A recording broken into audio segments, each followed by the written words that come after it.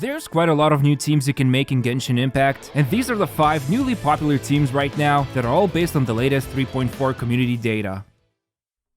Look, by this point, everyone knows the most popular teams like Raiden National or Ayaka Freeze, which even to this day are still some of the most used comps in the Abyss. But in this video, I want to focus on the popular teams that have shown up in the past few updates, including 3.4. If you want to know where the data came from for these teams, stick to the end of the video, where I will also share my thoughts and what I think of the meta that we have right now. Okay, so starting off with the first team, Nilou Bloom has been absolutely dominating the Abyss, but the biggest problem with this comp we had was the lack of teammate options. The restriction to run only Dendro or Hydro to enable Nilou's Bountiful Bloom reactions felt really annoying, especially since he had to include either Kokomi or Barbara just so he can keep everyone alive. But all of this changed when Yao Yao got released. I don't think anybody expected her to be this good, thanks to the track record of previous 4 stars, but she really does make a difference in Nilou Bloom teams. In fact, she's also great in other Bloom or Quicken teams as well. Now, the most popular variation right now is Nilou, Nahida, Yao Yao, and Ayato. It's a really interesting team comp because basically, Nilou sets up Bountiful Blooms, Nahida marks the enemies and uses Burst to boost EM, Yao Yao is there to apply additional Dendro, boost EM and provide emergency healing, while Ayato is an on-field damage dealer who also occasionally deals Bountiful Bloom damage. Now, you might be wondering, how the heck do you even build a team like that, and who triggers those blooms? Well, the answer is, you build them with an idea that blooms will get triggered by everyone, although the majority of bloom ownership will belong to 1 or 2 characters.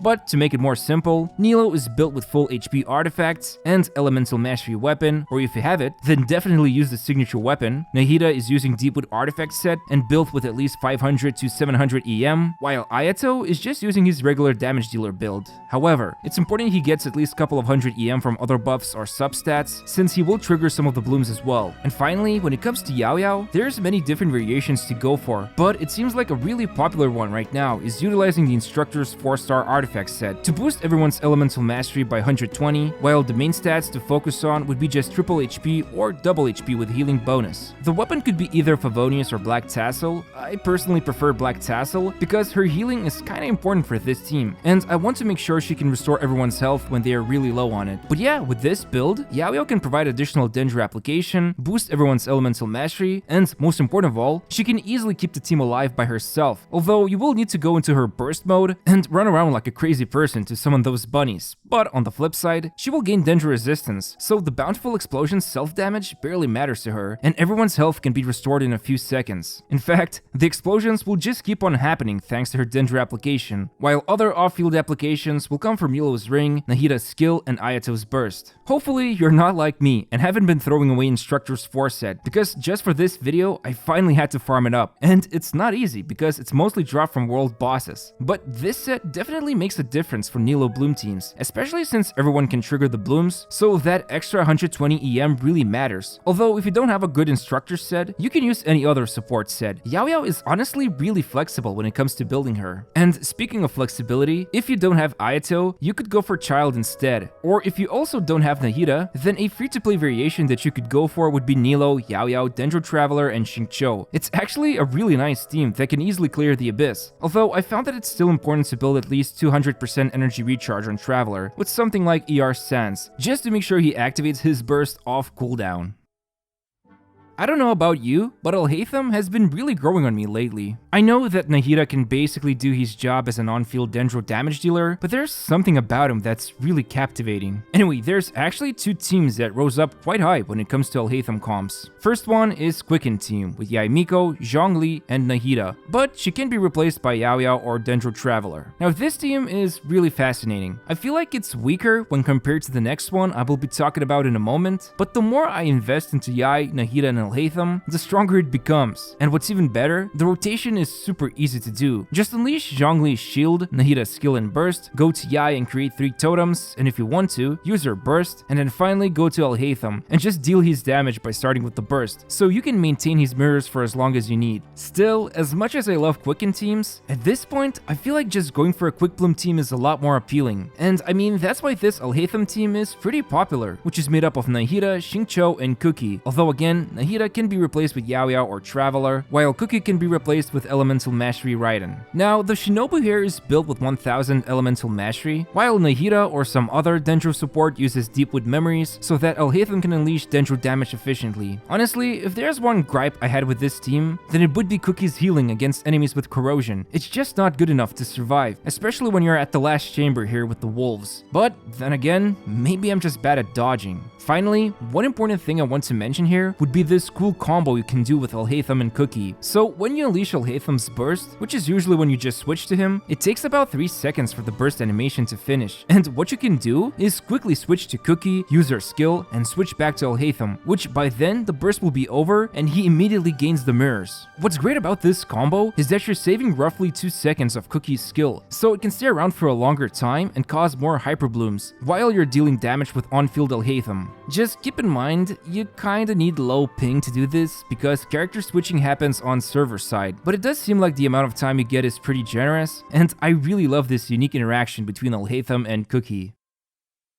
Probably not a surprise to see him here, but the Wanderer has been floating quite high in the popular team rankings. And the most consistent team variation I've seen is Wanderer, Farzan, Benny, and Zhongli. I wasn't able to find out how many of these teams have C6 Farzan, because she can go from just okay to pretty much insane Animo support. But regardless, this is the team that's been dominating the Abyss, and I personally have C6 Farzan, so take this with a grain of salt when I discuss the perks of the team. Now, just like everyone else, Wanderer can dish out great damage when he has all the supports backing him up. However, he really shines against floating enemies, like the Golden Wolf Lord. Finally, his floating becomes actually relevant in the Abyss, because in all honesty, most of the enemy attacks still reach him, so it's not like he gains a defensive advantage when floating in the air. However, for the few rare enemies that can fly around, he can easily take care of them. So I guess when you need a specialized anti-air killer, Wanderer will be the one you want in your team. Otherwise, everyone here are built with pretty regular builds. Nothing special, just keep in mind since Farzan will be holding VV artifact set, Wanderer should be equipped with either Shimenawa's or DPC 4 set, whichever has better substats.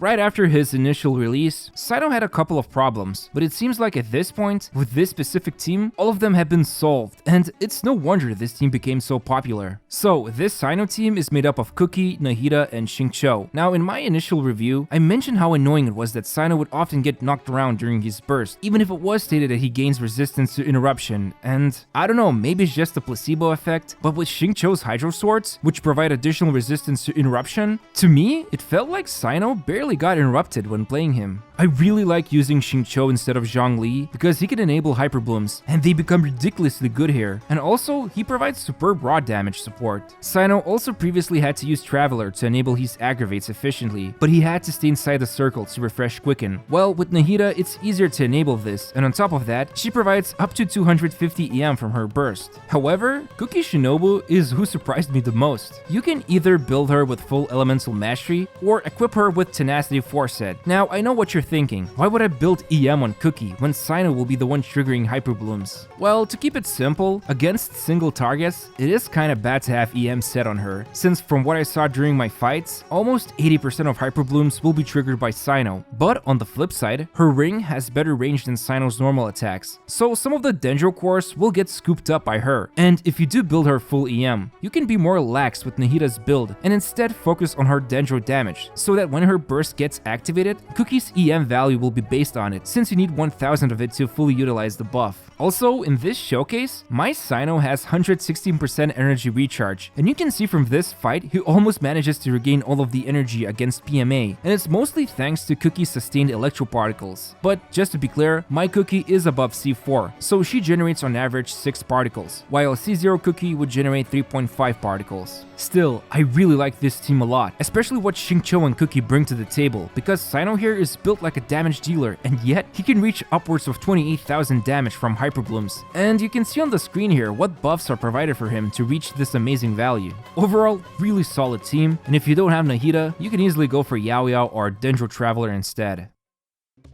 This last team is a perfect example of when comps are built around the Abyss itself. Now, even though when this video goes live, this current Abyss cycle I'm showcasing here will soon change to a new cycle, I still want to quickly showcase this team and explain to you why it became so popular in the Chinese community. So, the comp here is made up of Ayato, Cookie, Nahida, and Zhongli. I already showcased the Kamisato guy in this video, and part of the reason why he rose to the top was thanks to the current Abyssal Moon Blessing, which will create an explosion of true damage after using normal attacks, and Ayato's skill is treated as if he's using normal attacks. So you could get upwards of 20k explosions with this Abyssal Moon, and that's pretty amazing in my opinion. Now, this team is almost exclusively used on the second side of the Abyss, and that's because of the annoying Wolf Lord boss, which is where Zhongli comes into the picture. And if you cannot take the boss down before he enters into his shielded mode, well, Zhongli can easily take care of those little wolf head structures by using his Geo Pillars. And of course, Nahida provides her usual good stuff, while Cookie is built with full EM, so she can trigger hyperblooms. Although I guess you could also use EM Raiden instead of her, but I do find it funny that the Chinese community didn't really show that much interest in using EM Raiden here. But overall, you can see why this team rose to popularity, because most of the comps are usually built and could be used for at least one side of the Abyss. However, it is possible some teams like Morgana could suck for both sides, and it's kind of funny to see its downfall, at least for this current cycle. So these were the most popular teams besides the usual ones I was able to research for a 3.4 update. Most of this data came from several Chinese websites and apps. You can find the links in the description, but keep in mind it's hard to navigate them without having a citizenship or knowing the language. Overall, I feel like Dendro is slowly overtaking the whole meta. I'm actually really surprised how extremely popular Nahida is. Basically, any Dendro team I saw was built with her. She just provides so much value. It's also great to see Shinobu on her redemption arc, because she's truly one of the best hyperbloom damage dealers we have right now, and she could also bring some utility for characters like Cyno. Anyway, I hope you enjoyed the video. I'd appreciate it if you could subscribe to my channel and press the like button. Thanks for watching, and see you soon.